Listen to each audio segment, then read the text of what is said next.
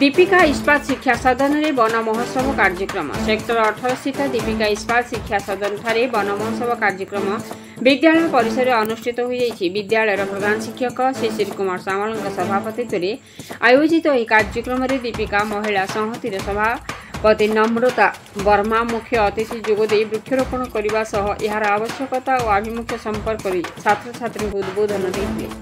अन्य अतिथि मध्य संहतिर 4 उपसभापति RSP CSR CGM Shri Kanekar महाप्रबंधक मुनमुन मित्र एवं विवाह वसु मल्लिक संपादिका सारिका कुमार कोषाध्यक्ष असीमा मिश्र सह कोषाध्यक्षा प्रमुख अतिथि भाव जोगदे औषधीय वृक्षरोपण करते।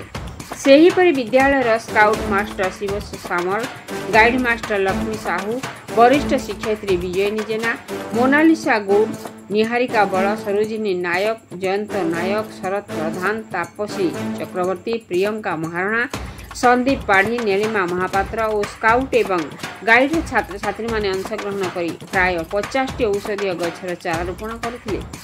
राउरकेला कुंज बिहारी राउतଙ୍କ रिपोर्ट मसीहा न्यूज। आपण मसीहा न्यूज यूट्यूब चैनल को सब्सक्राइब कलेनी कि जदि करिना हंती एबे करिनियंतु। एहा सह मसीहा न्यूज रो फेसबुक पेज को और ट्विटर को फॉलो करंतु। ता सह मसीहा न्यूज रो ऐप आसी गलानी निज मोबाइल रो प्ले स्टोर रो डाउनलोड करनियंतु। जय जगन्नाथ। सर आज कार्यक्रम संपर्क में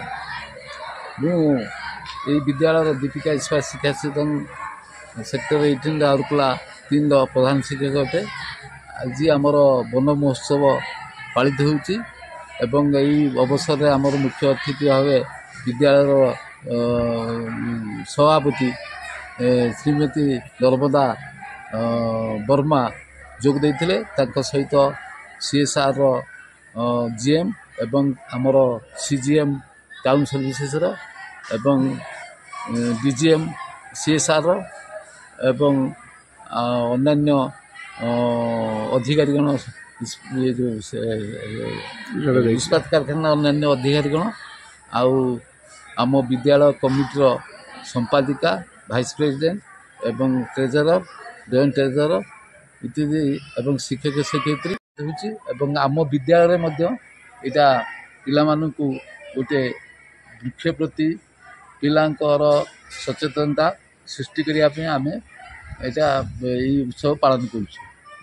वृक्ष आमको सबकिछि दौर खाद्य पानीय जल ठारू आरंभ करी आमर बासगृह समस्त प्रकार उपादान आमको जोगे दौर। वृक्ष नथिले आम बंची पारिबा नाही। वृक्ष ही आमको अम्लजान जोगाउची। आम पृथ्वी वृक्ष बिना तिष्ठि पारिबनी। सेथिपई प्रत्येक पिला गोटे गोटे गछ लगेयापई तांकु उपदेश दियाउची एवं यही उत्सवटा प्रति वर्ष पालन कराउची। प्रकृति प्रति आम सचेतन हेले एवं उद्भिद वृक्षलता प्रति आम सजा रहिले आम परिवेश सुंदर रहिबो एवं आम मध्य सुस्थ सबल रहिबा आम आगो को आगे पारिबा। धन्यवाद सर।